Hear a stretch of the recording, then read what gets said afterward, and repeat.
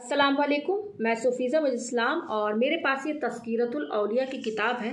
اس کتاب میں جو آپ کو پڑھ کر سناؤں گی اس کا ٹاپک ہے حضرت ابو محمد امام جعفر صادق رحمۃ اللہ علیہ کے حالات و مناقب۔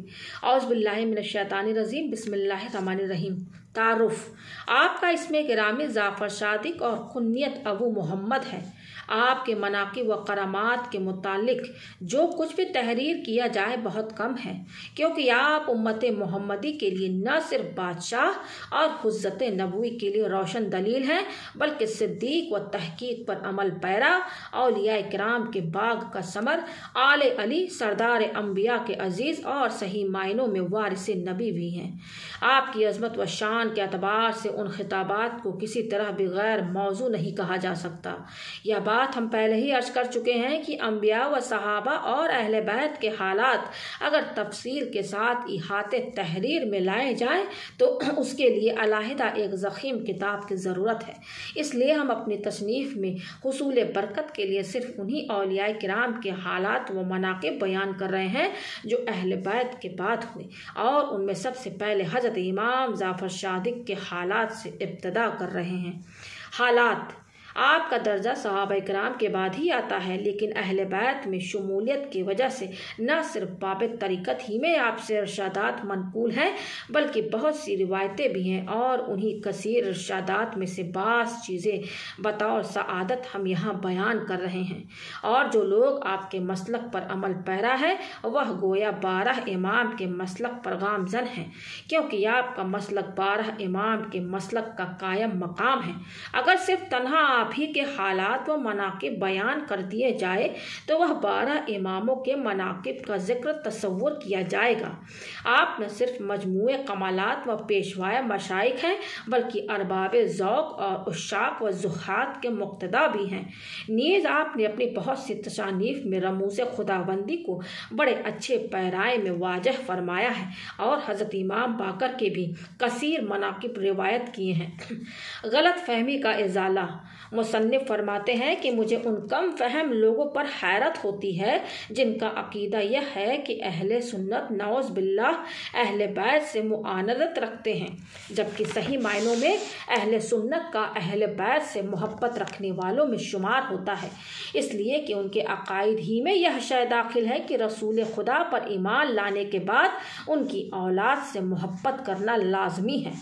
امام شافعی پر الزام: کس قدر تعصب آمیز بات ہے کہ اہل بیت ہی کی محبت کی وجہ سے حضرت امام شافعی کو رافضی کا خطاب دے کر قید و بند کی صعوبتوں میں ڈال دیا گیا، جس کے متعلق امام صاحب خود اپنے ہی ایک شعر میں اشارہ فرماتے ہیں کہ اگر اہل بیت سے مودت کا نام رفض ہے تو پھر پورے عالم کو میرے رافضی ہونے پر گواہ رہنا چاہیے، اور اگر بالفرض اہل بیت اور صحابہ کرام سے محبت کرنا ارکان ایمان میں داخل نہ بھی ہو تب بھی ان سے محبت کرنے اور ان کے حالات سے باخبر رہنے میں کیا حرج واقع ہوتا ہے۔ اس لیے ہر اہل ایمان کے لیے ضروری ہے کہ جس طرح حضور اکرم کے مراتب سے آگاہی حاصل کرتا ہے، اسی طرح خلفائے راشدین و دیگر صحابہ کرام اور اہل بیت کے مراتب کو بھی حسب مراتب افضل تصور کرے۔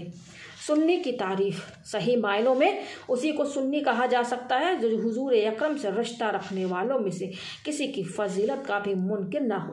ایک روایت ہے کہ کسی نے حضرت امام ابو حنیفہ سے دریافت کیا کہ نبی کریم صلی اللہ علیہ وسلم کے متعلقین میں سب سے زیادہ افضل کون ہے؟ فرمایا کہ بوڑھوں میں حضرت صدیق اکبر و حضرت عمر، اور جوانوں میں حضرت عثمان و علی، اور عورتوں میں حضرت عائشہ صدیقہ، اور لڑکیوں میں حضرت فاطمہ زہرا رضی اللہ تعالی عنہم اجمعین ہیں۔ عظمت اولیاء کا اظہار: خلیفہ منصور نے ایک شب اپنے وزیر کو حکم دیا کہ جعفر صادق کو میرے روبرو پیش کرو تاکہ میں ان کو قتل کر دوں۔ وزیر نے عرض کیا کہ دنیا کو خیر بات کہہ کر جو شخص عزلت نشین ہو گیا ہو اس کو قتل کرنا قرین مصلحت نہیں، لیکن خلیفہ نے غضبناک ہو کر کہا کہ میرے حکم کی تعمیل تم پر ضروری ہے۔ چنانچہ مجبوراً جب وزیر جعفر صادق کو لینے چلا گیا تو منصور نے غلاموں کو ہدایت کر دی کہ جس وقت میں اپنے اپنے سر سے تاج اتاروں تو تم صادق کو قتل کر دینا، لیکن جب وزیر کے ہمراہ اب تشریف لائے تو آپ کی عظمت و جلال نے خلیفہ کو اس درجہ متاثر کیا کہ وہ اضطراری طور پر آپ کے استقبال کے لیے کھڑا ہو گیا، اور نہ صرف آپ نے فرمایا کہ میری سب سے اہم حاجت و ضرورت یہ ہے کہ آئندہ پھر کبھی مجھے دربار میں طلب نہ کیا جائے کہ میری عبادت و ریاضت میں خلل واقع نہ ہو۔ چنانچہ منصور نے وعدہ کر کے عزت و احترام کے ساتھ آپ کو رخصت کیا، لیکن آپ کے طبطبے کا اس پر ایسا اثر ہوا کہ لرزہ بر اندام ہو کر 3 شب و روز بے ہوش رہا، لیکن بعض روایت میں ہے کہ 3 نمازوں کے قضا ہونے کے حد تک گشی طاری رہی۔ بہرحال خلیفہ کی یہ حالت دیکھ کر وزیر و غلام حیرت زدہ ہو گئے۔ جب خلیفہ سے اس کا حال دریافت کیا تو اس نے بتایا کہ جس وقت جعفر صادق میرے پاس تشریف لائے تو ان کے ساتھ ایک اتنا بڑا اژدہا تھا جو اپنے زبروں کے درمیان پورے چبوترے کو گھیرے میں لے سکتا تھا، اور وہ اپنی زبان میں مجھ سے کہہ رہا تھا کہ اگر تو نے ذرا سے بھی گستاخی کی تو تجھ کو چبوترے سمیت نگل جاؤں گا۔ چنانچہ اس کی دہشت مجھ پر طاری ہو گئی، میں نے آپ سے معافی طلب کر لی۔ نجات عمل پر موقوف ہے، نسب پر نہیں۔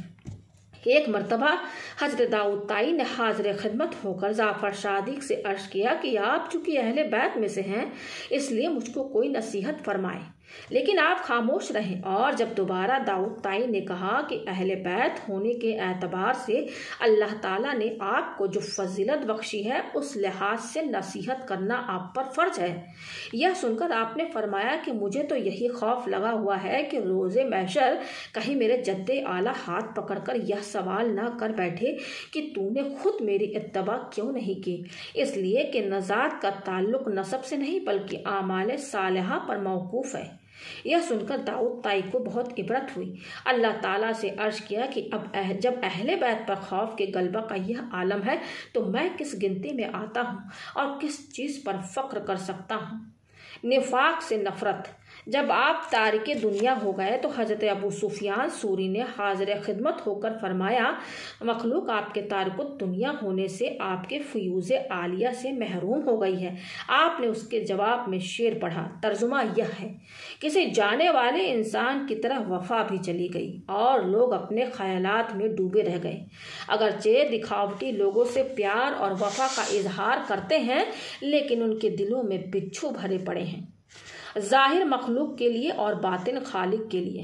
ایک دفعہ آپ کو بیش بہا لباس میں دیکھ کر کسی نے اعتراض کیا کہ ایسا قیمتی لباس اہل بیت کے لیے مناسب نہیں، تو آپ نے اس کا ہاتھ پکڑ کر جب اپنی آستین پر پھیرا تو اس کو آپ کا لباس ٹاٹ سے بھی زیادہ کھردرا محسوس ہوا۔ اس وقت آپ نے فرمایا مخلوق کی نگاہوں میں تو یہ عمدہ لباس ہے لیکن حق کے لیے یہی کھردرا ہے۔ دانش مند کون ہے؟ ایک مرتبہ آپ نے امام ابو حنیفہ سے سوال کیا کہ دانش مندی کی کیا تعریف ہے؟ امام صاحب نے جواب دیا جو بھلائی اور برائی میں فرق کر سکے۔ آپ نے کہا کہ یہ فرق تو جانور بھی کر لیتے ہیں کیونکہ جو ان کی خدمت کرتا ہے ان کو ایذا ہانی نقصان نہیں پہنچاتے، اور جو تکلیف دیتا ہے اس کو کاٹ کھاتے ہیں۔ امام ابو حنیفہ نے پوچھا کہ پھر آپ کے نزدیک دانش مندی کی کیا علامت ہے؟ جواب دیا جو 2 بھلائیوں میں سے بہتر بھلائی کو اختیار کرے اور 2 برائیوں میں سے مصلحتاً کم برائی پر عمل کرے۔ کبریائی رب پر فخر کرنا تکبر نہیں۔ کسی نے آپ سے عرض کیا کہ ظاہری و باطنی فضل و کمال کے باوجود آپ میں تکبر پایا جاتا ہے۔ آپ نے فرمایا کہ میں متکبر تو نہیں ہوں، البتہ جب میں نے کبر کو ترک کر دیا تو میرے رب کی کبریائی نے میرا احاطہ کر لیا، اس لیے میں اپنے کبر پر نازا نہیں ہوں بلکہ میں تو اپنے رب کی کبریائی پر فخر کرتا ہوں۔ سبق آموز واقعہ۔ کسی شخص کی دینار کی تھیلی کھو گئی تو اس نے آپ پر الزام عائد کرتے ہوئے کہا کہ میری تھیلی تمہیں نے چرائی ہے۔ حضرت جعفر نے اس سے سوال کیا کہ اس میں کتنی رقم تھی؟ اس نے کہا 2000 دینار۔ چنانچہ گھر لے جا کر آپ نے اس کو 2000 دینار دے دیے، اور بعد میں جب اس کی کھوئی ہوئی تھیلی کسی دوسری جگہ سے مل گئی تو اس نے پورا واقعہ بیان کر کے معافی چاہتے ہوئے آپ سے رقم واپس لینے کی درخواست کی، لیکن آپ نے فرمایا کہ ہم کسی کو دے کر واپس نہیں لیتے۔ پھر جب لوگوں سے اس کو آپ کا اسم غرامی معلوم ہوا تو اس نے بے حد ندامت کا اظہار کیا۔ حق کی رفاقت۔ ایک مرتبہ آپ تنہا اللہ اللہ کا ورد کرتے ہوئے کہیں جا رہے تھے کہ راستے میں ایک اور شخص بھی اللہ اللہ کا ورد کرتا ہوا آپ کے ساتھ ہو گیا۔ اس وقت آپ کے زبان سے نکلا کہ اللہ، اس وقت میرے پاس کوئی بہتر لباس نہیں۔ چنانچہ یہ کہتے ہی غیب سے ایک بہت قیمتی لباس نمودار ہوا۔ آپ نے زیب تن کر لیا، لیکن اس شخص نے جو آپ کے ساتھ لگا ہوا تھا عرض کیا کہ میں بھی اللہ اللہ کا ورد کرنے میں آپ کا شریک تھا، لہٰذا آپ اپنا پرانا لباس مجھے عنایت فرما دیں۔ آپ نے اپنا لباس اتار کر اس کے حوالے کر دیا۔ طریق ہدایت۔ کسی نے آپ سے عرض کیا کہ مجھ کو اللہ تعالیٰ کا دیدار کروا دیجیے۔ آپ نے فرمایا کیا تجھ کو معلوم نہیں ہے کہ حضرت موسیٰ علیہ السلام سے فرمایا گیا تھا کہ تو مجھے ہرگز نہیں دیکھ سکتا؟ اس نے عرض کیا کہ یہ تو مجھے بھی علم ہے، لیکن یہ تو امت محمدی ہے جس میں ایک تو یہ کہتا ہے کہ میرے قلب نے اپنے پروردگار کو دیکھا، اور دوسرا یہ کہتا ہے کہ میں ایسے رب کی عبادت نہیں کرتا جو مجھ کو نظر نہیں آتا۔ یہ سن کر آپ نے حکم دیا کہ اس شخص کے ہاتھ پاؤں باندھ کر دریائے دجلہ میں ڈال دو۔ چنانچہ جب اس کو پانی میں ڈال دیا گیا اور پانی نے اس کو اوپر پھینکا تو اس نے حضرت سے بہت فریاد کی، لیکن آپ نے پانی کو حکم دیا کہ اس کو خوب اچھی طرح اوپر نیچے غوطے دے، اور جب کئی مرتبہ پانی نے غوطے دیے اور وہ لب مرگ ہو گیا تو اللہ تعالیٰ سے اعانت کا طالب ہوا۔ اس وقت حضرت نے اس کو پانی سے باہر نکلوایا اور حواس درست ہونے کے بعد دریافت فرمایا کہ اب تو اللہ تعالیٰ کو دیکھ لیا۔ اس نے عرض کیا کہ جب تک میں دوسروں سے اعانت کا طلبگار رہا اس وقت تک تو میرے سامنے ایک حجاب سا تھا، لیکن جب اللہ تعالیٰ سے اعانت کا طالب ہوا تو میرے قلب میں ایک سوراخ نمودار ہوا اور پہلا سا اضطراب ختم ہو گیا۔ جیسا کہ باری تعالیٰ کے قول ہے کہ کون ہے جو حاجت مند کے پکارنے پر اس کا جواب دے۔ آپ نے فرمایا کہ جب تک تو نے صادق کو آواز دی اس وقت تک تو جھوٹا تھا، اور اب قلبی سوراخ کی حفاظت کرنا۔ ارشادات۔ فرمایا جو شخص یہ کہتا ہے کہ اللہ تعالیٰ کسی خاص شے پر موجود ہے یا کسی شے سے قائم ہے وہ کافر ہے۔ فرمایا کہ جس معصیت سے قبل انسان میں خوف پیدا ہو وہ اگر توبہ کر لے تو اس کو اللہ تعالیٰ کا قرب حاصل ہوتا ہے، اور جس عبادت کی ابتدا معمول رہنا اور آخر میں خود بینی پیدا ہونا شروع ہو تو اس کا نتیجہ بعد الہی کی شکل میں نمودار ہوتا ہے۔ جو شخص عبادت پر فخر کرے وہ گنہگار ہے، جو معصیت پر اظہار ندامت کرے وہ فرما بردار ہے۔ کسی نے آپ سے سوال کیا کہ صبر کرنے والے درویش اور شکر کرنے والے مالدار میں آپ کے نزدیک کون افضل ہے؟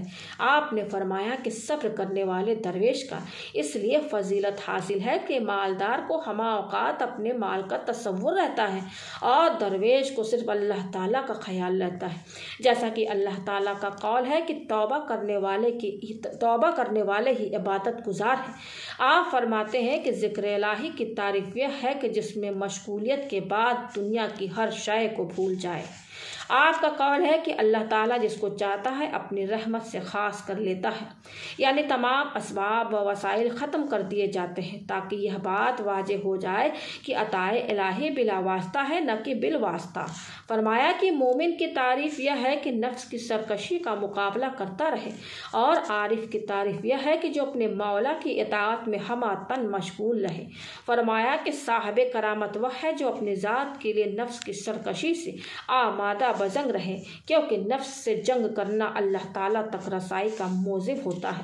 فرمایا کہ اوصاف مقبولیت میں سے ایک وصف الہام بھی ہے۔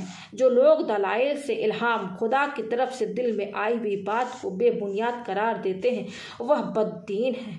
فرمایا کہ اللہ تعالیٰ اپنے بندے میں اس سے بھی زیادہ پوشیدہ ہے جتنا کہ رات کی تاریکی میں سیاہ پتھر پر چیٹی رینگتی ہے۔ فرمایا کہ عشق الہی نہ تو اچھا ہے اور نہ برا۔ فرمایا کہ مجھ پر رموز حقیقت اس وقت کھلے جب میں خود دیوانہ ہو گیا۔ فرمایا نیک بختی کی علامت یہ بھی ہے کہ عقل مند دشمن سے واسطہ پڑ جائے۔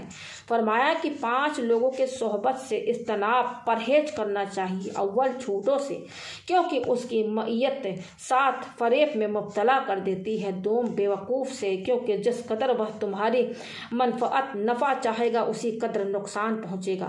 سوم کنجوس سے، کیونکہ اس کی صحبت سے بہترین وقت بیکار ہو جاتا ہے۔ چہارم بزدل سے، کیونکہ یہ وقت پڑنے پر ساتھ چھوڑ دیتا ہے۔ پنجم فاسق سے، کیونکہ ایک نوالے کی لالچ میں کنارہ کش ہو کر مصیبت میں مبتلا کر دیتا ہے۔ فرمایا کہ اللہ تعالیٰ نے دنیا ہی میں فردوس و جہنم کا نمونہ پیش کر دیا ہے، کیونکہ آسائش جنت ہے اور تکلیف جہنم، اور جنت کا صرف وہی حقدار ہے جو اپنے تمام امور اللہ تعالیٰ کو سونپ دے، اور دوزخ اس کا مقدر ہے جو اپنے امور سرکش نفس کے حوالے کر دے۔